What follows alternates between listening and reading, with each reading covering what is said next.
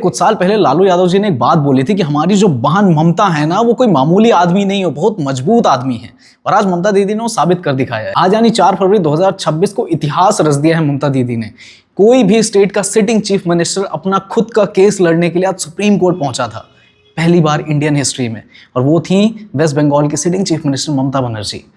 और ये पूरा जो केस था वो था ECI का जो एक कैंपेन चल रहा था, यानी इलेक्शन कमीशन ऑफ इंडिया का SIR, स्पेशल इंटेंसिव रिवीजन, उसके खिलाफ ममता दीदी खुद आज कोर्ट में खड़ी हो गई थी। अपने एक सीनियर एडवोकेट है श्याम दीवान जी, उनके साथ में।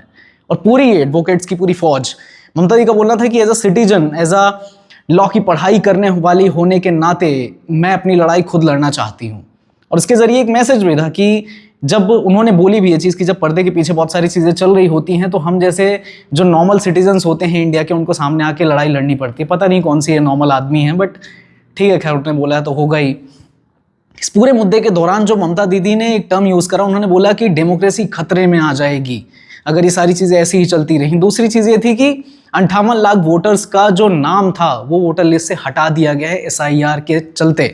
SIR की जो पूरी प्रक्रिया थी उसके चलते वेस्ट बंगाल के 58 लाख वोटर्स का नाम हटा दिया गया SIR, मतलब जो वोटर लिस्ट थी उससे।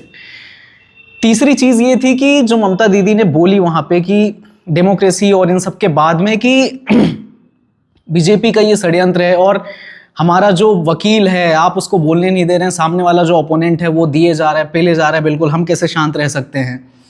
तो कुल मिला के एकदम तगड़ी बहस हुई है। मतलब न्यायाधीश साहब भी बीच में इंटरप्ट करा, उन्होंने बोला ममता दीदी को कि आपने इतना अच्छा वकील हायर कर रखा है तो आपको केस में आने की क्या जरूरत है, केस लड़ने की क्या जरूरत है, आप शांति से बैठिए, थोड़ा सा पानी वानी पीजिए, शांत बैठिए। ममता दीदी कहाँ रुकने वाली थी, वो मजबूत आदमी है ना। मतलब लालू जी ने तो पहले ही बता दिया था। और उसके साथ ही जो उन्होंने डेमोक्रेसी वाली बात बोली ना कि डेमोक्रेसी खतरे में आ जाएगी, तो मेरा भी एक सवाल है कि संदेश खाली मुर्शिदाबाद के दंगे मुझे भी याद है, बस पूरे देश को भी याद है, जो भी लोग ये वीडियो देख रहे हैं, और आपको भी याद ही होंगे।